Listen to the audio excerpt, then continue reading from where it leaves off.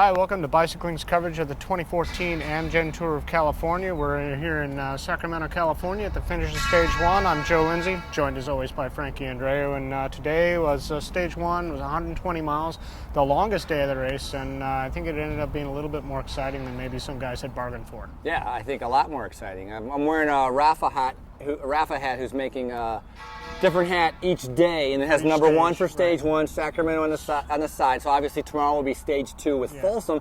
And I think today for a lot of the riders, they were thinking about Stage 2. Yeah. They were thinking about the time trial, not really focused on today. And that crosswind stretch, I think, caught a lot of guys by surprise. But you know what? You can see it coming. You can know that it's coming. You can kind of predict it. But if you don't have the strength, you don't have the power, there's nothing you can do about it. You can't get up there. And we saw some teams get caught out. Absolutely. Garmin got completely caught out by that. Cannondale got caught out. They obviously this stage for them would have been huge for Peter Sagan, and then they had nobody up there. Giant Shimano had a guy up there, but John Degenkolb wasn't there. And then of the GC guys, the only big name to really make that front split of 20 guys in that crosswind was Brad Wiggins. Everybody else was back behind. So ended up being kind of a hairball moment for them where, like you said, guys saw coming. Everybody knew what the forecast was going to be, that there was going to be crosswinds. It could split at some point. But after getting buffeted around all day, you have one moment where you're just not there, and all of a sudden you miss the split. Yeah, and it was a big split. I thought the break was going to make it for sure with the firepower that up there. I mean, Cavendish was riding. He wasn't sitting in. No, he knew it.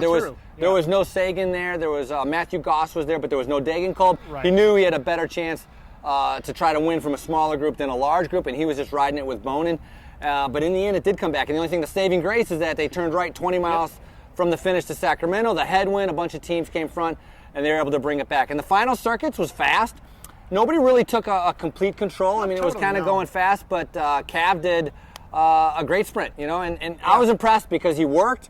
Yeah, he worked in the crosswinds, right. Still had the legs to be able to do that sprint that he did, to be able to take that win, and dealing with all the pressure of having one of the best lead-out trains of any team here, he still came out on top to win. Yeah, I think it was about 4K to go, and Cannondale was on the front, and they're controlling things, and all of a sudden you just see Omega basically just roll right over the top of them. It was almost like Cannondale wasn't even a World Tour team. It was pretty impressive to see. Yeah, and then today, out on course, 1 KOM, Matt Cook, there was a break of 6 that went up the road. Will Routley was in it, Matt Cook was in it, a few other guys. I knew Matt Cook was going to go for it to try to get that KOM jersey. Yeah. He just missed getting the KOM jersey, and then the effort from being in the break, he lost like 2 minutes and 45 seconds at the end. So all of a sudden, one day where he had the opportunity of getting everything, it's how bike racing turns out, he lost everything because now his GC chances are gone. So Will Routley has the KOM jersey, and this Bissell kid who made the crosswind stretch, Theo Gegenhardt.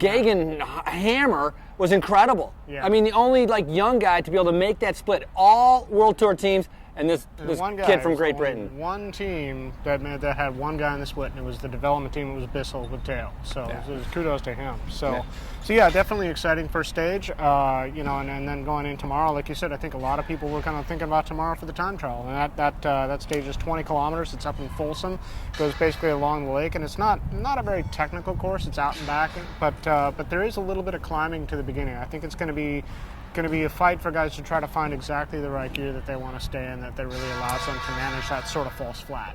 Yeah, I mean, it's a power time trial. It's a big ring time trial, and the climbing part is in the beginning part when you're climbing up towards the lake, and it's out and back. Obviously, you have downhill on the way back. Right.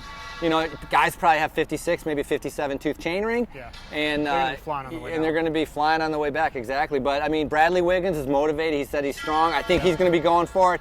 Taylor Phinney, another one. I really like Sergei Techkov and Zerbal, who both have proven well in the domestic scene, and I think those two guys will be able to put in a good ride also. Yeah, absolutely. It's definitely a course for big guys, for power guys. So, and that'll also give us really our first GC and kind of figure out among the GC guys who's going well and who's maybe not going so well. So that'll be stage 2 tomorrow from Folsom. So that's Race Radio. Thanks for joining us. Clang, clang, clang, clang, clang, clang. Is any of that coming through? Of course. A little bit. I mean, these things are pretty good. But. All good.